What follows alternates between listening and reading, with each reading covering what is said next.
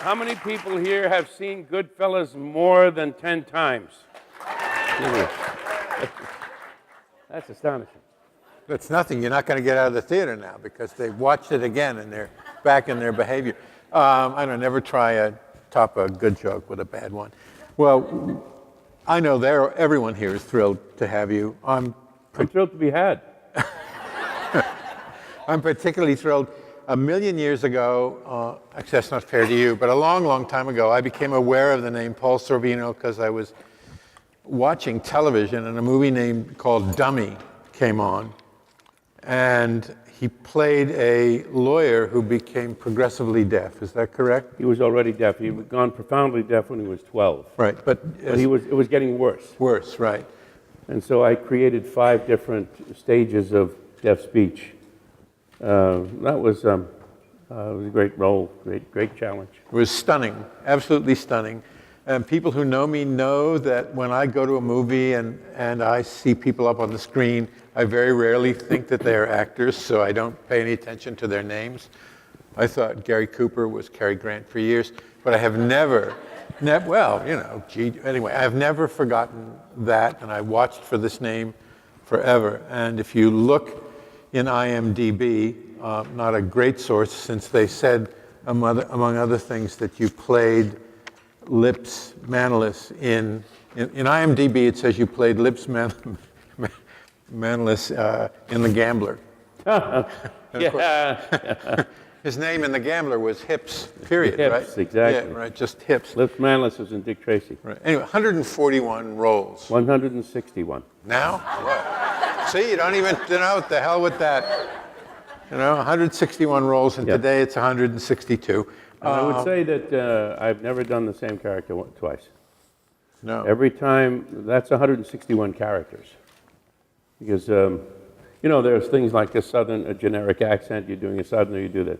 I always go right to the source and record from that, either go to the city and record a month earlier, or have people send me recordings exactly of that, if it's an American accent, then I have to go. Now, I have the knack of doing accents as soon as I hear them, but no one is good enough to act with an accent that he has not made part of his body and his soul. And that can take 3, 4, 5 weeks. And so that's the work that I do before I do any movie, unless I'm called in right away, and then I have to use my experience to put it together as quickly as I can. Well, but when I played Joe Torre or I played the deaf lawyer, deaf speech is like this, and as soon as I heard it, I had to do it.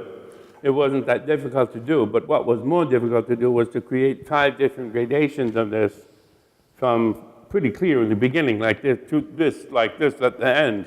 It was a 5-year course of the trial, and he was afraid he wouldn't be able to finish the trial. He was the only deaf trial lawyer in America. His name was Lowell Myers. And he would work with a mirror and the Bible, trying to recall speech. And his sister would sit with him in the trials, and as soon as the judge started to speak, she would turn to him and mouth every word, and he got every single word. As you may know, deaf people, lip readers, usually get 40, 35, 40%. They don't get 100%. He was so adept at this that he would get 75 or 80%. When his sister spoke to him, 100%. So when he went to law school, this is a great character. I was really lucky to get this. I think he went to John Marshall Law School, I think. Because it's 40 years ago, so I'm not exactly sure. But when he had his interview, they said, our hearing students fail at a rate of 50% from finishing this. 50% of the people who start here don't finish. And he said, don't I have the right to fail too? And he finished second in his class. He was also a CPA for Sears in the daytime. and he was a pro bono lawyer for the deaf community. He was responsible for changing the laws all over America in the way that people are processed when they're being arrested, arraigned, going to trial. Now you have to have an interpreter. No, they used to throw them in nut houses. They used to shoot them. I mean, it was terrible before Lowell Myers. He was a great man, and I had it was maybe my favorite role to play, besides Dr. Kissinger, which was very enjoyable to do. We need to demand that this film be put out again. Well, you set me up for the one question I really had prepared because you talked about doing accents. I read your mind, you see. Are you doing that next? Is Yes, that your next I've role? always done that. Okay, so then I don't have to ask the question. Not a word. Okay, good. Okay, and in answer to your next question, I was going to ask you about directors and about and I'm roles. going to be 75 tomorrow, and I've still got some. So I'm still got something here.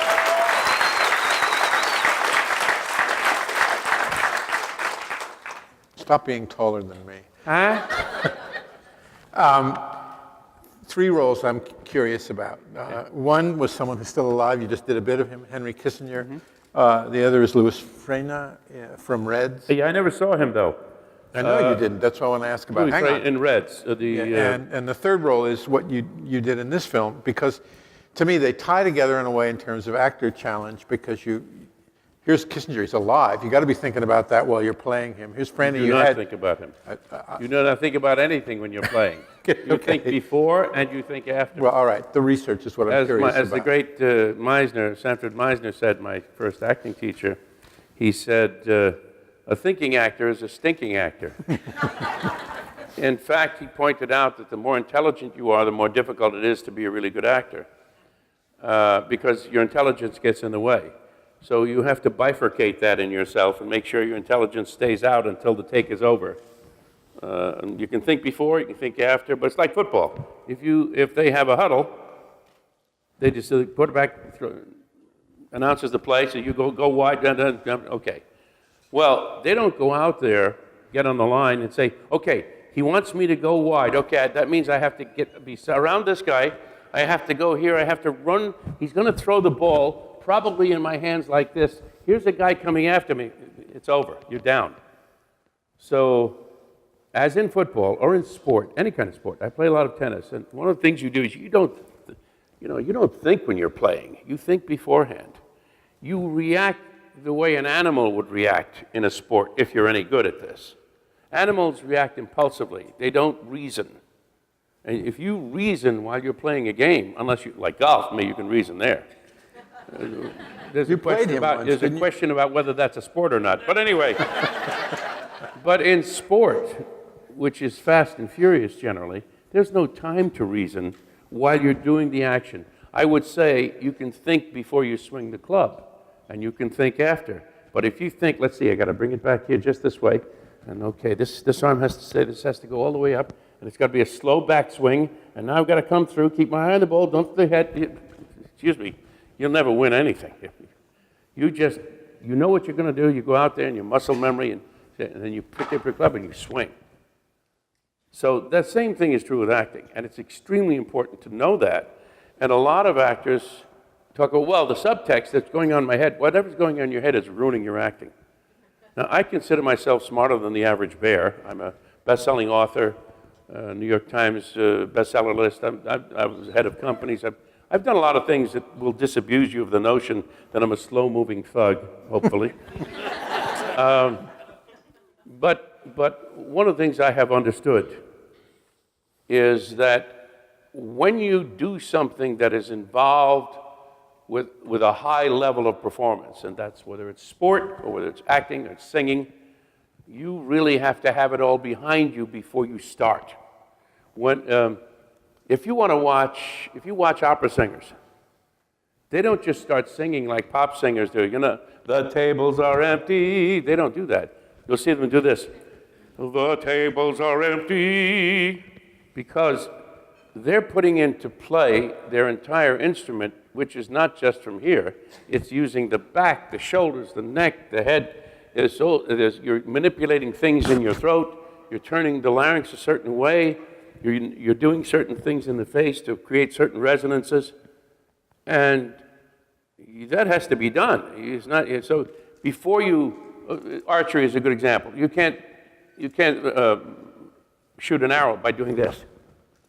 You have to pull it back like this, line it up, hold here, and then shooting the arrow is just that. It's 2 fingers moved, and that's it. I know because I used to do it. And it's just that. And to the degree that you can take it down to just that, that's the degree generally with some ability to which you're going to be successful. Now, I don't know why I'm on this whole thing. You can send to Merkel Press for $3 and get a copy of this if you like. Well, I'll try one more time. I have no idea what the question was, or how I went. I was trying to ask you how you prepared for those. But you opened the tap, and that was your mistake, sir. I know. I'm used to making mistakes. I doubt that. Why do I doubt? I doubt that.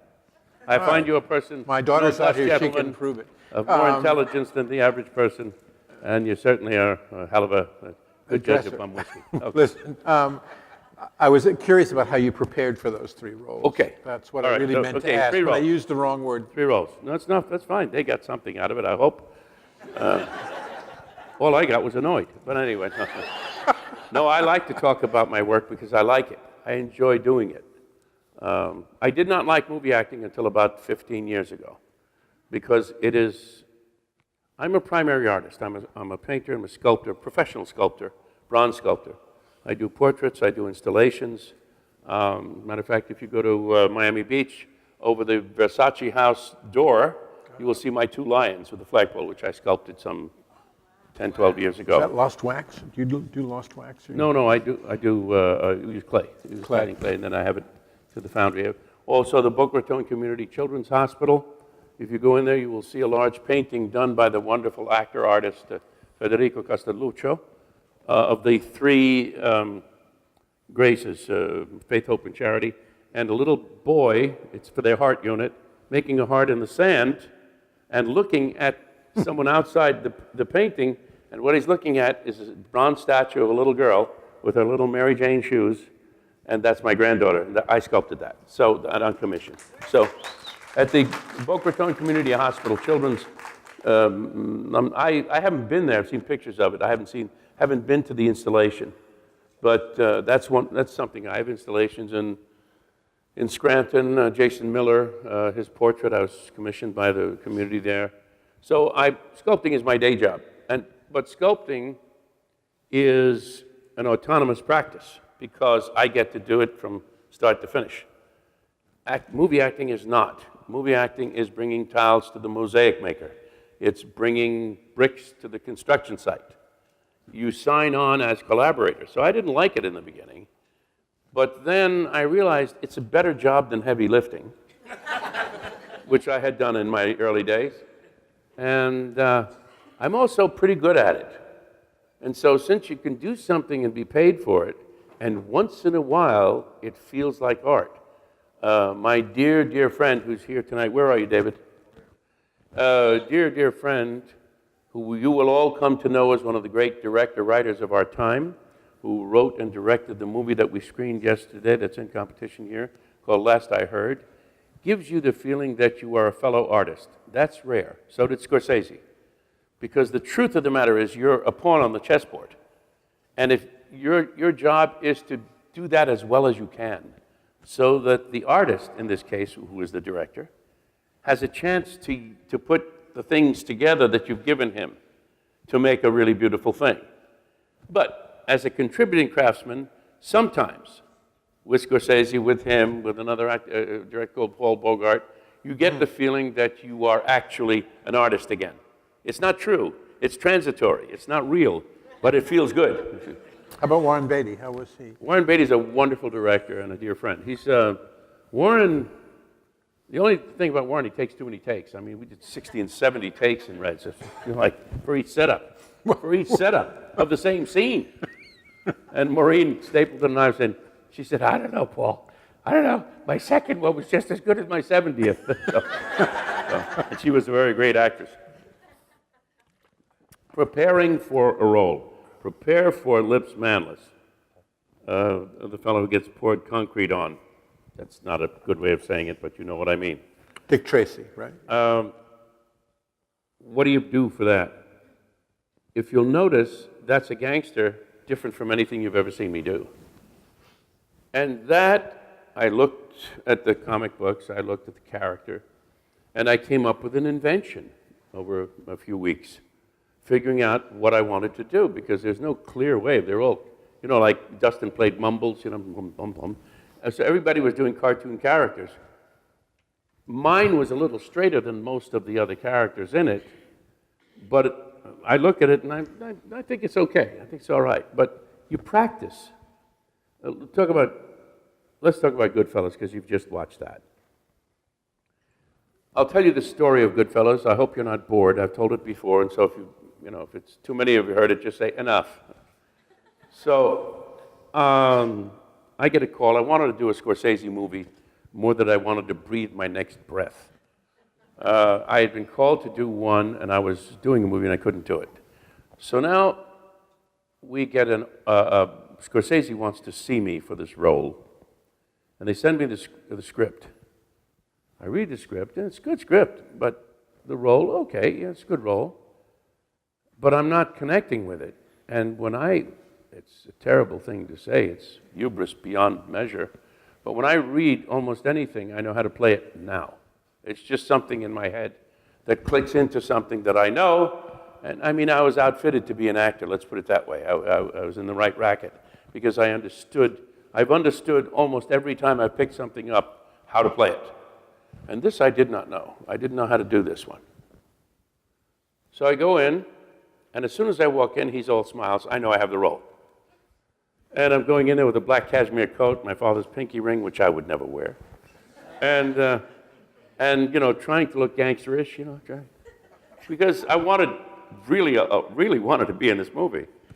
And normally I don't do this, but I just, show up and I say, I hope you like what I'm going to do. And I said, yeah, I know what to do, Marty, and I was sort of affecting the speech a little bit. And I said, there's only one thing, Marty, they really are not offering me much money. He said, I'll take care of that. He got my salary doubled, right? So now I start preparing for it. Well, what is the character? The character is a middle-aged Italian-American man who happens to be a gangster. But let's just deal with the middle-aged Italian-American man who walks slow, but not out of infirmity, just walks slow, does things slowly, and is very much in his mind. And when he talks, he's got a New York kind of thing to it, which I'm sure you heard. So, because that's what you have to do, because that's the world in which you live. How do you do that? I've seen that all my life. That's neighbors and everything. My family is actually noble, so we didn't speak that way, even though we're from Brooklyn. So our coat of arms goes back to 1150. So my mother was a musician. So there's a different way of looking at the world that we had. So we never, hey, Cheech, how you doing? Go see Hendry? So we were not in that world. But it was all around me. And of course, having an ear that was receptive to everything as a child, everything interested me that I could hear. Radio, by the time I was 7, I could identify every announcer by name on every dramatic or entertainment program on the radio. By the time I was 7, I could just hear it and immediately know. My mother tells me that relatives and friends would come to see me sing and dance when I was 2. So apparently there was something already going on early in here. So now, okay, so that's the external, right? We call those the externals. How you sound, how you walk, how it looks. What about the inner part? Well, the inner part has emotions to deal with. I've been doing it so long, I kind of say, come here, and they come. That's what happens in experienced actors if they know what they're doing, if they're organic actors. You call for emotion, and there it comes. When you're young, you have to start imagining things and doing all kinds of things to establish those pathways. And so what you end up with is a large armamentarium of pinches to give you the proper ouches that you need. Oh, I need that? Okay, and it comes. So now I'm working on this, and it's not happening. I work like a British actor. I work from the outside in, even though I was trained as a method actor, all inside, which is a very good thing to know. Now, I start working with that, and then hopefully that inhabitation happens. And there's a feeling of it. Olivier used to call it his green umbrella. When he found his green umbrella, it was a metaphorical statement, so that when he found something that he was doing, when he, in a role, obviously, found a green umbrella, gave him the character. We actors who, and remember this, all good actors are character actors. Bobby De Niro's a character actor, Pesci, we're all character actors. Marlon Brando was a supreme character actor. People don't really get that, but every good actor is a character actor. So now I'm trying, and 2 weeks go by, and we're coming up 2 weeks later to do the film. I got nothing. All I've got is a guy who sounds and looks like this guy. That is not going to catch it. That's not going to do it. You're playing a murderer. You're playing a person who can say, yeah, kill that guy. Yeah, but now give me the gabardine. They're good. You're not playing an ordinary person, so this is not a guy who owns a hardware store. And so there's this sense of it, this inner sense of it, that all of a sudden you feel together. It's like in sport. Athletes call it the zone. Actors experience something like that too, where the character all of a sudden becomes alive to you. You know more than the director, more than the writer. All of a sudden, you know that guy. And he makes all your choices in how to behave. And I'm not finding it. I got nowhere with it.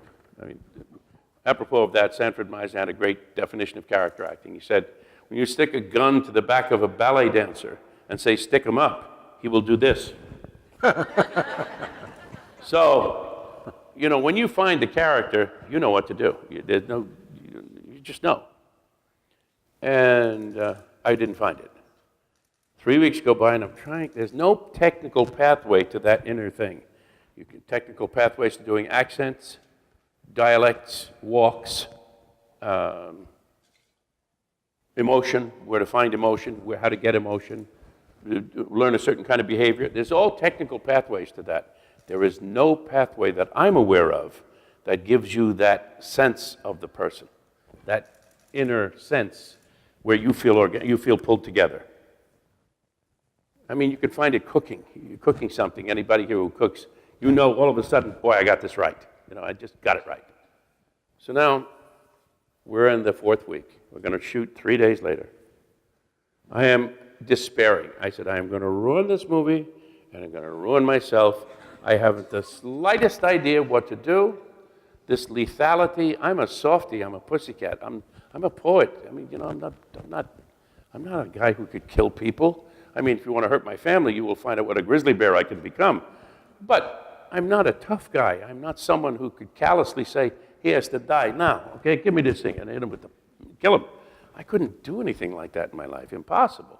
So how was I going to play that? Because I didn't think the impulse was in there. Jump cut to the end of this story.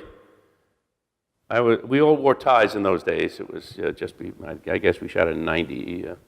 And I was going to my hallway, the hall mirror, and I was going to adjust my tie. I walk to the hall mirror, and I'm adjusting the tie, and this is what I see. I jump back about a foot. You can't see it in the back, but you saw it in the movie. Picture the look that I gave in the beginning, or when I'm in, when he says, you ought to shoot him, and I look at him. That's, all of a sudden, I literally frightened myself. I swear to you, this is not an exaggeration. I jumped back a foot. What the heck is that? I said, oh my God, that's the character. I called my manager right then and there. We had no cell phones, I had to run to the phone. And I said, disregard the first call, because I have found this guy, and I know exactly what to do. And I swear to you, this was one of the easiest roles I have ever played because of that. But I went through such anguish and despair for almost a month to find it. And that's the story of preparing for that. You can prepare everything you want, but if that thing doesn't happen, it's never going to come together. It's never going to be a person. It's going to look like the person maybe, or sound like the person. It's not going to be the person. We did lips, we did this. What is the other one you wanted to know about? Louis Freyna, but I also want to get... Freyna. Yeah. Louis Freyna, right. in Reds. some of you may, it's an incredible performance. It's an extraordinary movie, but his performance is incredible. I play the Italian living in America, leader of the Communist Party. And he was a real person. I don't know how he spoke, so I created something. And I realized I was really kind of doing my grandfather, who was an autodidact millionaire by the time he was 25. But he was... not a communist. Not a communist. Oh, no. Pure capitalist. And he said to me once, just by the by, he said, you know, Polly, he said, you have to use this, not this. I said, yo capisco. No, I understand you. Don't use your back, use your head. And so I said, what would he be like? I had to go through a whole, what would he be? Okay. He would be closed off to other things because what's the word I'm looking for? He's a true believer. That's one way of putting it. And so he would be closed off to other thoughts. He's monomaniac. And all those people who do that are sort of like that. And so when he spoke, he would have to have nothing but the conviction that everything he said was right. And he was going to save the world with communism. And then I needed an Italian accent because he was born in Italy, and here. And I started there are all kinds of Italian accents in the world. And I came up with something that felt good to me, and I realized it was my grandfather. Because he had an educated Italian broken English. And when he spoke, because he spoke, he was very studious. By the time he read everything, every night he would read Shakespeare, and he would read Dante, and he said, Paul, you know, Polly, they call me Polly, Polly, you know, Shakespeare is more beautiful in Italian. I said, Grandpa, I said, Shakespeare is the greatest use of the English language we have ever known. He said, I will prove it to you. I said, please go ahead. I loved Grandpa. I was the executive of his will. He loved me more than anybody. And we understood each other like nobody else. We just, my mother said, I'm worried about the baby. I was the baby. I was like 30 years old, right, the baby. And my brother's a psychiatrist, and my other brother's a business. And so my mother said, I'm worried about the baby.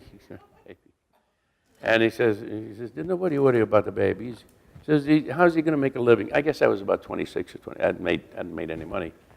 And he said, is he going to make more than the two brothers put together?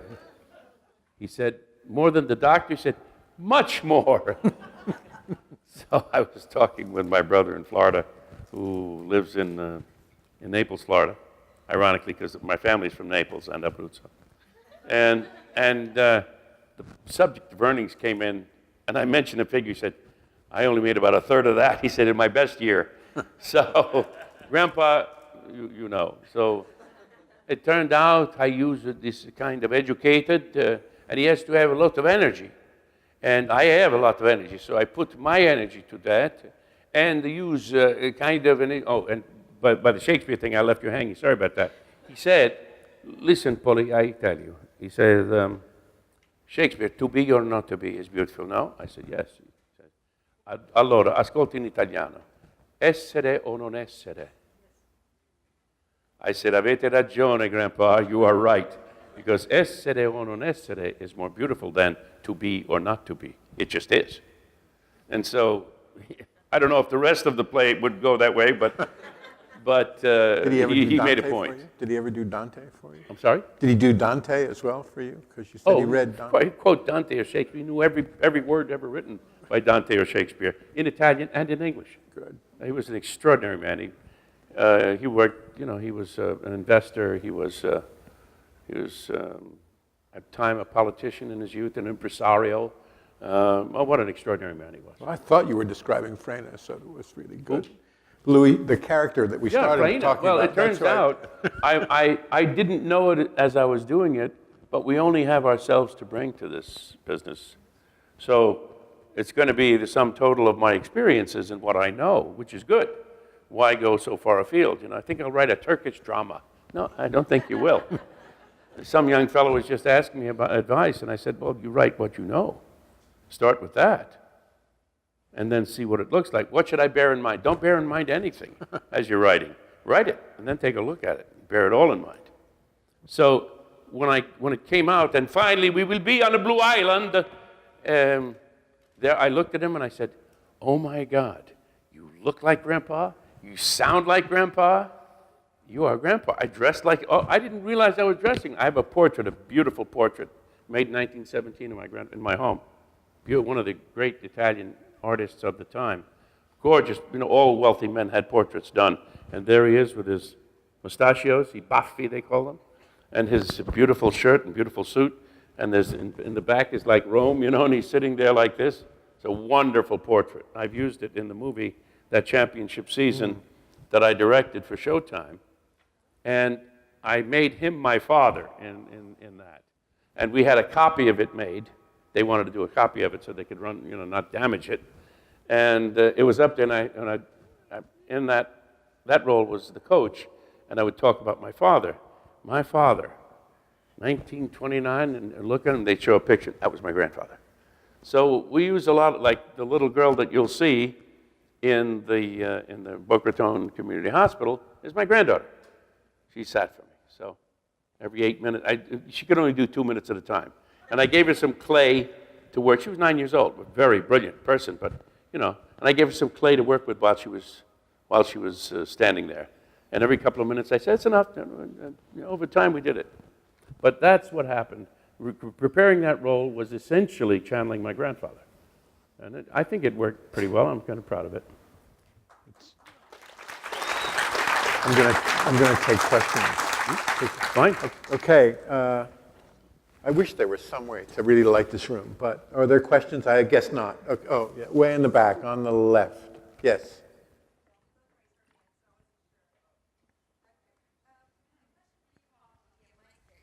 You have to holler. Thank you. You can hear me much better now. Paul, a question about... Still holler. I can't hear you. You can't hear me? Okay. I'll repeat it. Louder. Louder. Okay. Much better? All right. Better. Okay. A lot of your roles appeared to be authoritative. Is that something that you seem to gear towards, or tell me a little bit about that? I'm not sure I heard all that. She wants to know, she says many of your roles appear to be roles of authority. Is that something that you're attracted to, or innate, I just think or what? it's something that comes toward me. I've always been a wise ass, I think, I think I've always been somebody who knew more than I was supposed to know. And somebody once said, what do you know, everything? I said, no, just enough to piss everybody off. I think that your authority was vulnerability, which is what makes... My what? Authority. You have enormous authority whenever there's a shot of you, but at the same time, something about your face makes me think he's very vulnerable. That is true. I am vulnerable. I can be hurt, and if you're not that, you can't act. You can't be an artist. You really use it wonderfully. If you can't be hurt, if you can't be touched, you will never be an artist. I know of an artist, an Italian artist who shall go nameless, who is like Michelangelo. I mean, he's a sculptor. And I learned some things from him, and he got jealous of me, and he went back to Italy. I was financing his life, okay? And, but I've never seen a better sculptor. He's just perfect. And he said one day to me, and I looked at his sculptures, and they were so accurate, and I wanted to help him. He said, you are not your sculptures. I said, whoa, stop right there. Of course you're your sculptures. You are your writing, you are your sculptures, you are your painting. If you are not them, then you are not done. There's a remove, and that's why he never made it. He's the greatest garden sculptor in history. But it doesn't add up, because he's a person who either didn't know how or didn't want to put his heart into it. I know, I was sculpting one day in his studio. He wasn't there at the time. And I had the studio I was paying for in LA, and I was paying for his life for about 6 months. And I picked up a piece of clay, and I wasn't a sculptor yet. I'd done a few things, and I've been drawing since I've drawn so much. And I've just come across drawings that looked like I drew them yesterday when I was 7, 8 years old. So I could draw. That was just something I was born with. And so I was making a mask, just a just a clay mask of a face, because I've drawn so many faces. And I'm standing there. And when it was finished, I looked around, and it was dark. The room was dark. So what the hell's going on? And I looked down, and there were dried pieces of clay all around my feet. Like, pick it up, it's like around the feet, because as you take things away, they dry, because I use wet clay. And they become like hard pieces of, dried pieces of clay. And I picked my feet up, and I said, what is this? And I looked at my watch, and I've been doing it for 3 hours. I had no idea. Day had come and gone. People had called me, and I didn't hear it. I was so involved in what I was doing. And it came out rather well, because I gave it so much. That if you don't do that, you really don't belong. The guys who put, God bless you, put ships in bottles, that's terrific. But if I had to do that, I'd make a ship that people would look at, because my heart would be in that ship. Everything I have ever done, everything, as a man, as an artist, has been from my insides. I long ago hooked up my mind and my heart. As a person, I had a magnificent mother and a Jekyll and Hyde father. But I think that mother gave me so much emotional freedom and confidence that I was able to put myself out whenever I was doing something. I remember most actors that I know become actors to escape themselves. This I know. This is a common theme. I would say the majority of actors do that because they want to be other people. They want to escape who they are. I always knew that I wanted to be out there because I wanted to get together with the audience. I wanted to reveal myself. I wanted to get together with them. And I will tell you of my first role, if you want to hear it. I was in kindergarten. And we were doing a nutrition play. And they had stapled oak tag to me, 2 pieces, and I was like a sandwich board, but stapled. And a big brown oat was drawn on me. I don't know if I drew it or they drew it. I don't teacher, I don't know. And it was a nutrition play. So we had a rehearsal, one day of rehearsal. We went out there and did the rehearsal. And the next day I walked out and it was a performance and there was the audience. And I was so at home on the stage, it didn't bother me at all. I was just like, oh, this is the comfortable place to be. Oh, the stage scares people. It didn't scare me because I was born for it. When you're born for something, you're born for it, And what happened, though, is they had chalk marks indicating where I was supposed to stand. I was offended. A little 5-year-old boy, and I was offended by the fact that they didn't think I knew where to stand. I knew very well where to stand. I had lined it up already the day before. It's now time to give you my performance. I am Paul Oatmeal, true of heart and true of soul. Put me in your breakfast bowl. I'm going to go get this lady. Okay, the second person, yes, in the red. Notice the Disney point, folks. Just want to make a comment and then ask a question, both about Last I Heard, Mr. Sorvino. The first one would be my personal Hell Yeah Award. That was an amazing performance. So if I could just get the whole crowd here on the count of 3 to say Hell Yeah. 1, 2, 3. Hell yeah. Thank you. Because, what's a statuette in a ceremony compared to love from a whole crowd? So then the other question I have is, while I'm watching Last I Heard, I could not help thinking that even though Paulie was the big boss and Mr.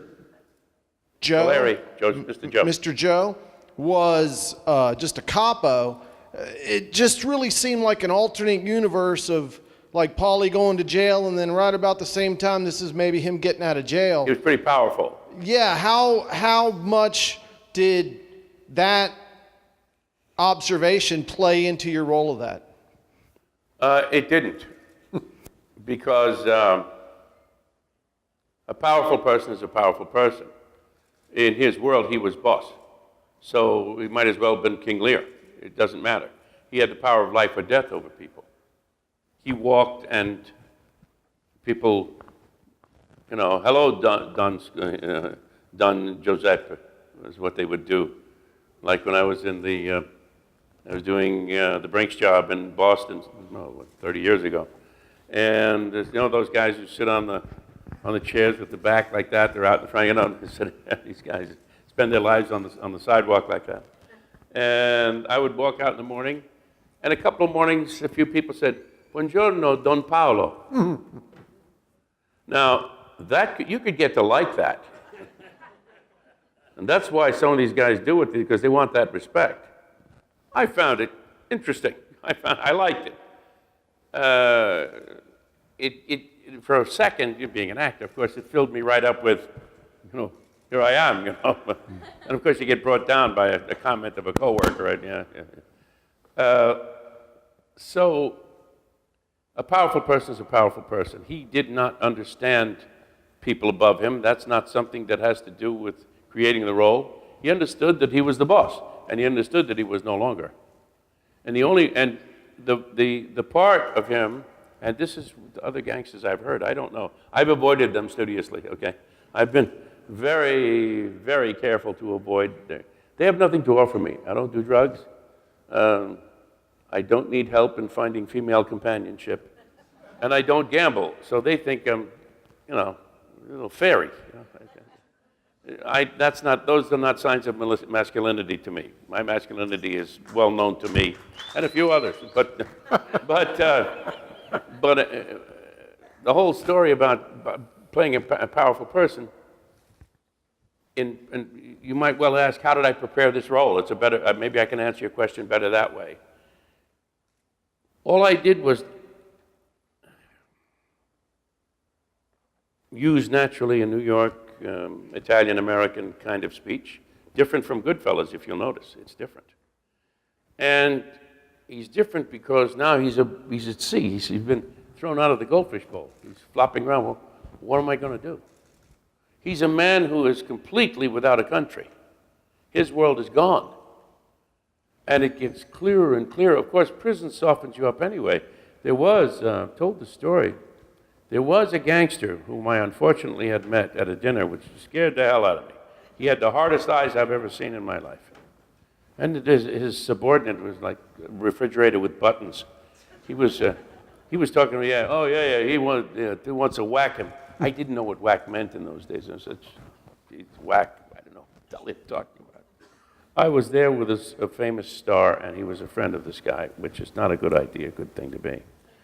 And the guy said, the star said, "Oh, that's a nice watch." He took it off right away and he handed it to him. He said, no. He got frightened to death because he knew accepting that watch, which was like a Patek Philippe, maybe worth $20,000, $30,000, he knew what that meant. You accept that, now, okay, when I call you, you better answer. When I tell you come, you better come. Well, I have nothing to do with that world, thank God. I don't need anything from people like that. Our lives are so completely diametrically opposed. So I have a knack, I understand, for playing those things. I will admit to that. So somehow but I have a knack for doing anything. Whatever kind of character you want, I can do. Why are you looking at me funny? You are, I know you are. You think this is very funny, don't you? Well, I don't, all right? So, whatever the character is, I play it with everything I've got, with everything in my practice over the years, from the time I was a little boy practicing characters. So I go for the outside, as I just said before. I go for the outside first. And that inside came very quickly because the script was so damn good. It was so finished. We talked about, Goodfellas was about 30 to 40% improvised. The whole thing about the restaurant, that was all improvised. The thing in the prison, all improvised. So much of it is paraphrased or improvised. This picture, I think 90%, David? 90% was on the page. That's the great director, Dave Rodriguez.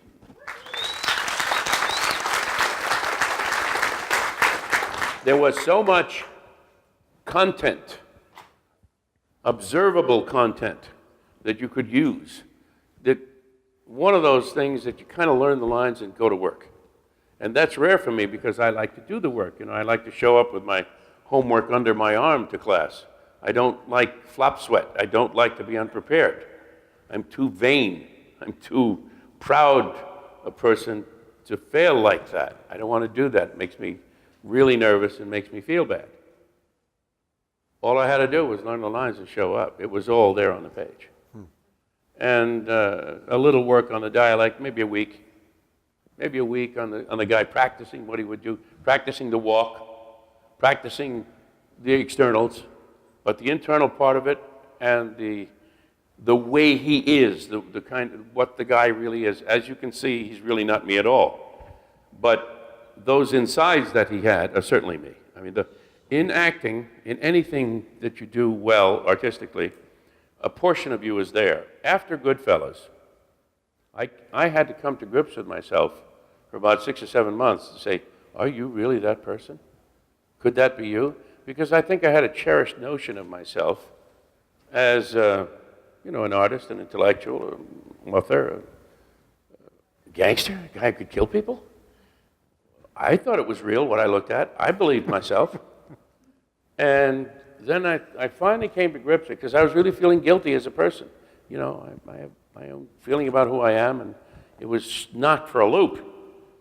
And then I realized I'd been in the Army. And I said, how do they take millions of kids, boys and girls now, and they're just boys, and train them within 2 months to go out and kill other human beings against whom they have no natural animus? Just by training, just by enforcing this method of pulling out from people their lethal instincts. And so what I began to understand was, the only way I could come to grips, because it bothered me. For months, I was just really feeling bad. And what I came to understand is, it's in all of us. We choose to be what we are. I like to feel that I'm a person of my own architecture. I'm aware of what I am, who I am, and what I am. And I choose to be I choose to be happy. I choose to be friendly. I choose to be whatever it is that I am. I choose to be good at something. That's a matter of going and doing the work. And so there is that part of me, certainly, that is, as in all of us, there isn't a man, Jack, or a great woman here who would not spring to the defense of their loved ones. And if they had a weapon and how to use it, would use it. If you saw your son or daughter or grandchild being attacked by beast, man or beast, don't tell me you wouldn't pull that trigger immediately if you had it in your hand. Nobody here would not pull the trigger. Say, no, you can't kill that poor beast. What? So when I came to that understanding, I realized it's in all of us. We choose to exercise that, or we don't choose to exercise it. That's a part of what, insofar as we are in control of our persona. The great raging debate about gay people, is it born or not? I think it's born. I mean, my brother, the psychiatrist, thinks it's born. So it's not in the choice of people who are gay to be not gay. And all these attempts to make them not gay is absurd. Of course, in my business, many of my associates are gay. We don't even think about these questions. They don't even come up. Who cares? You do what you want in your house, I'll do what I want in mine.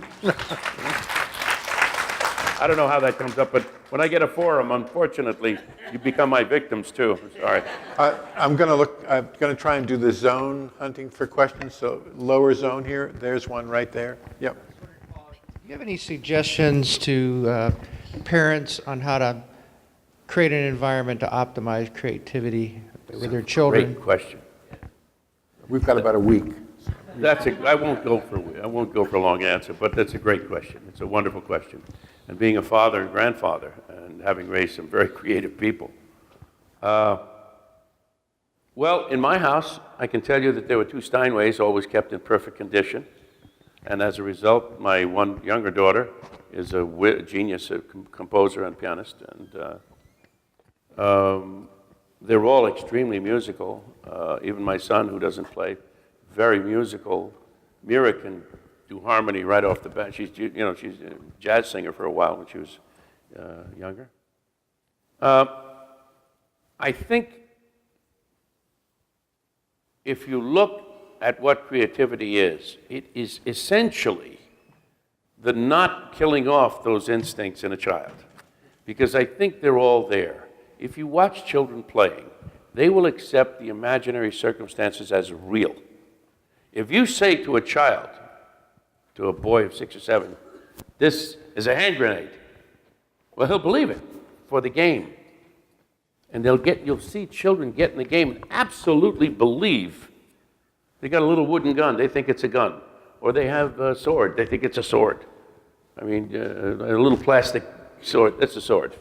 What I would say is, don't let that part of them grow up. Not to encourage infantilism or childish behavior, because that's not what I'm talking about. As soon as they do something creative, be aware.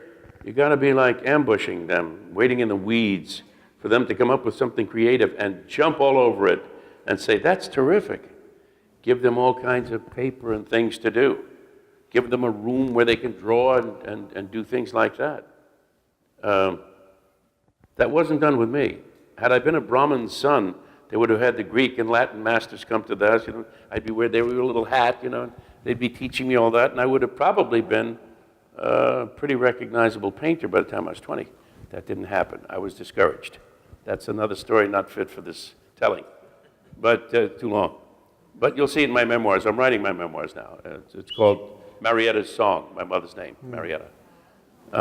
She was a woman who was not allowed to take a 4-year scholarship to Juilliard when she was 17. Her mother said, what are you going to do, be the professor's whore? No, you're going to give lessons in the house, and that's all there is to it. They went to Juilliard, and the guy said, this is a genius. And this has cost nothing. And 4 years. They left. My mother was walking on a cloud. She used to play 6 hours a day after school, play anything. And they got into the old flivver and said, you're not going to be that professor's whore. And that's what happened. So that's what women faced then.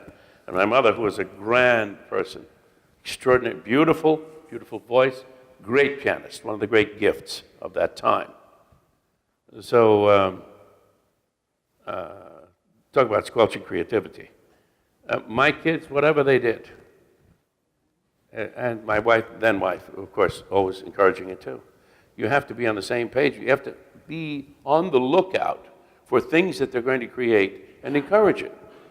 A kid makes a little house with something. Say, good, what's that? Get into the game with them. Spend the time with them. There's no such thing as quality time. Whoever told you that crap, forget it. There's time you spend with your kids. I know this. I gave up at least half my career in order to do it. I have no regrets because my family's all around me now. There's a great deal of love and sharing of so many good things, but there wouldn't be if I had gone like some of my fellows, actors who go to Morocco for 6 months and come back and say, how are things? I never did that. I wouldn't go if it was more than a month or so. And when it was, I'd fly back. I had $2,000 a month phone bills in 1978 when that was $10,000, $12,000, $13,000 on the phone every single night. But my children are all around me. So that's the best answer I can give you. Create a nurturant atmosphere, encourage whatever they do of a creative nature, and give them the tools to do it. Drawing is a big thing for kids. They love to do it. The first thing they'll do in a restaurant with the crayons and the placemats. Encourage it, be on the lookout for it, because whether they become surgeons or singers, their creativity should never be anything but encouraged. Because it adds so much to life. It's so much more fun to be able to play. I get a chance to play. Yeah, the stakes are high, but in my profession, I get a chance to do what I did when I was a kid. playing cops and robbers and cowboys and Indians. How lucky have I been to actually do that? Oh, and I was also an ad man, but that was creative too. I've done a number of things in my life. Can you just talk a little bit about music in your life? I know you Okay. the opera and Broadway and I developed a singing voice when I was 7 or 8 years old. And I knew I had a really good voice. And I wanted to be a tenor, like Mario Lanza, who was the reigning singer at the time. Very great voice, beautiful gift. And when I was about 16, I started singing and had a few little jobs here and there. I was a big kid. I was 6 feet tall, so, they didn't question my age. In those days, you had to be 18 naturally to work in a place where they sold liquor. But I played a few places and started out as a singer that way. And always wanted to be an actor, but I started as a singer. And I always wanted to be a singer, too. I always wanted to be a sculptor, too. I always wanted to be a writer, too. And I wanted to be a lot of things, a director, too. I wanted to do all these things, and I've done them all. I played the piano for a couple of years in my teens, and bad teacher, hands hurt, stopped. Got a auditioned for summer stock for a company that they used to have tents in those days. And there were 5 different cities. And you'd go, it was called the Gooberford and Gross tents. You would go and in the chorus. When I was 19, I went in the chorus. And you would do 2 shows. The one show for 6 weeks, and the other one for 6 weeks. And one of them was South Pacific, and one was the Student Prince.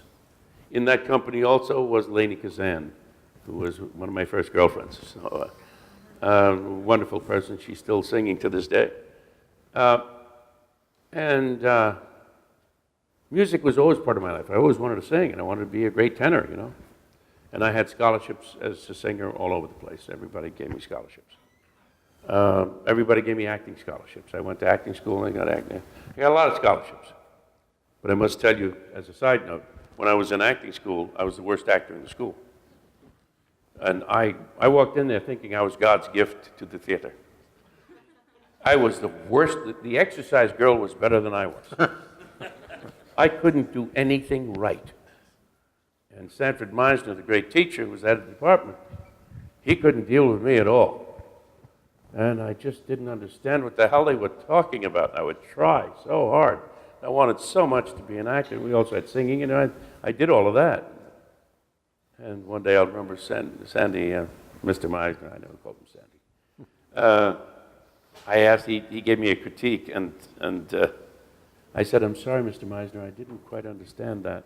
Would you mind repeating that?" He said, "Yeah, you were wonderful, it was all wrong." Got up and walked out of the class. Well, I had no which way to turn. So I realized after a couple of months, I said, "You have not a little talent, you have no talent. You're not going to do anything." And then I thought to myself, maybe if I really learn, I could have some kind of a career. Maybe because I'm a singer, I might get jobs, And so I would start bothering everyone around me to do exercises after school, And then I worked at Mama Leone's as a host at night, and I would at a restaurant in New York, and then I would go, "You want to do some repetition?" People started to avoid me. I became a pariah. I was one of those annoying people. "Oh, geez, here he comes." "I'm sorry, Paul, I gotta, I made myself into an outcast because I wanted to work with everybody to do exercises, improvisations, repetition games, all this kind of stuff, because I had such a background of yearning to be an actor and a singer. A singer I already was, actor I was not. And I used to look at the old pictures of the Kembles and the Keens, and I had these all in my head, these great acting families, oh my God. And I couldn't do it at all, I was so terrible.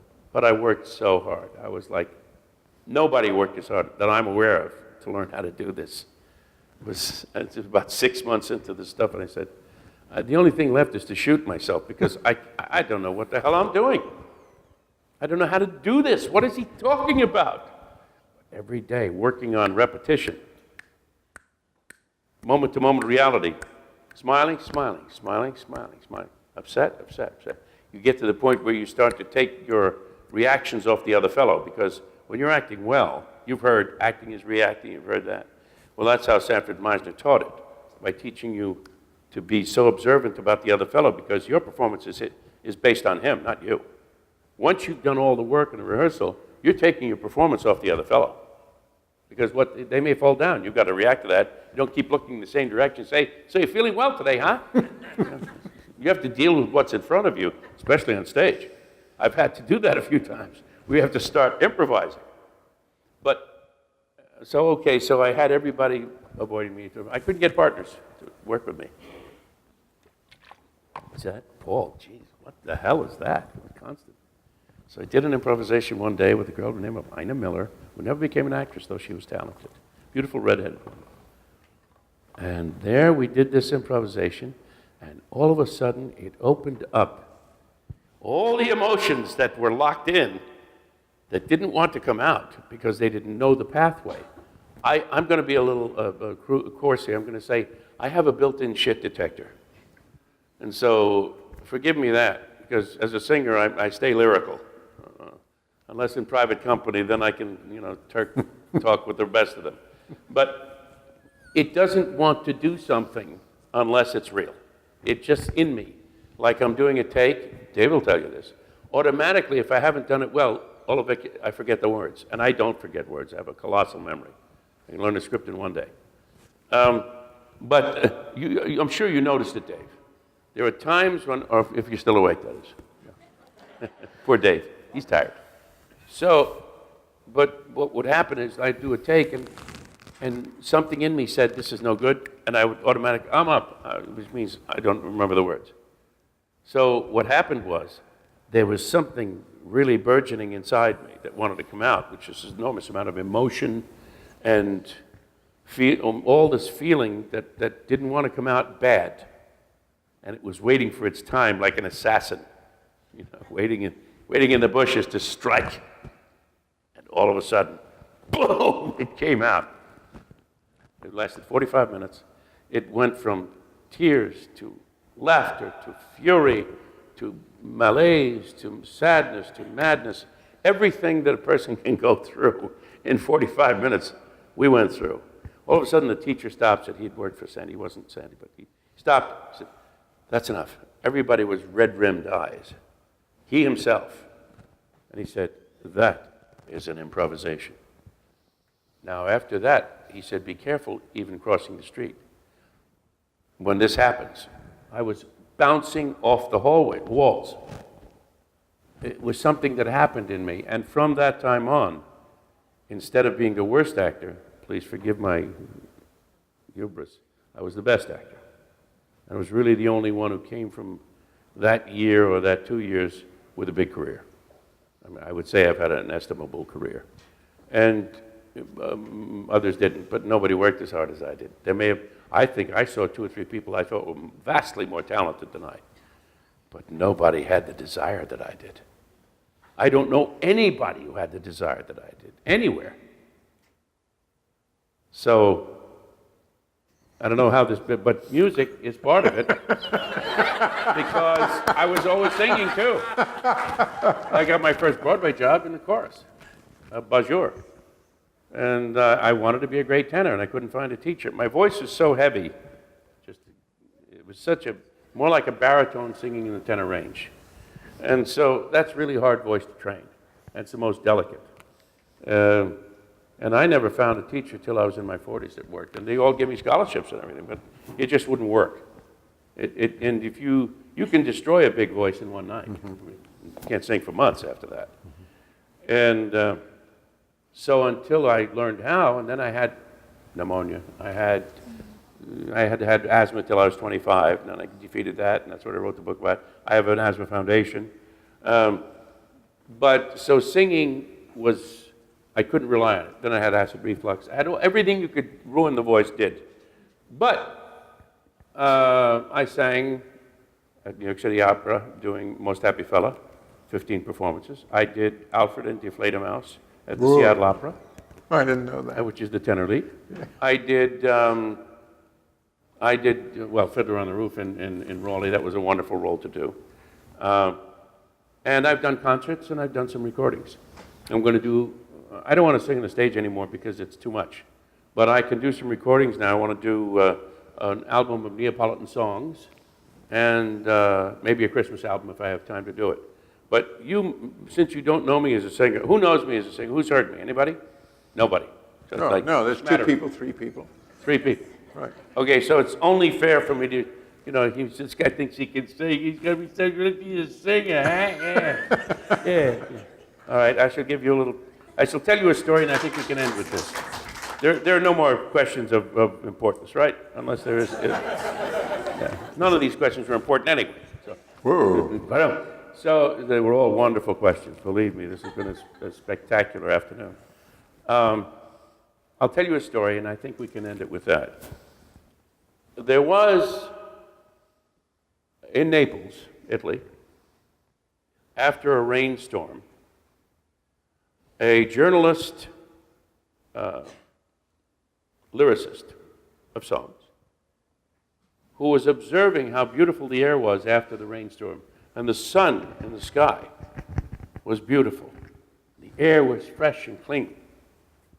He said, the sun is beautiful, and he looked next door in the window of the house next door and saw this little beautiful girl with long blonde curly hair and big blue eyes and a special magic in her face. And he said, the sun in the sky is beautiful, but my sun is the sun that radiates from this child's face. The man's name was Capurro. The song was O Sole Mio, which means my son. And the little girl was my Aunt Louisa. Whoa. And it goes like this. Che bella cosa, una giornata sola, un'aria serena dopo una tempesta, l'aria fresca pareggia una festa. Che bella cosa una giornata sola. Vado sola, che bello in oh sole mio, sta in fronte a te, oh sole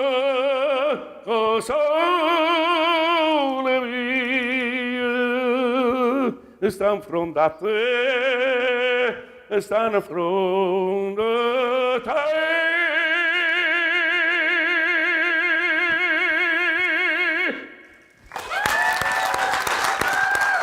Thank you.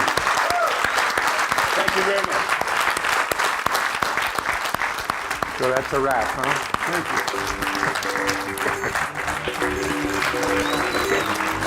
Thanks very Thank much. you.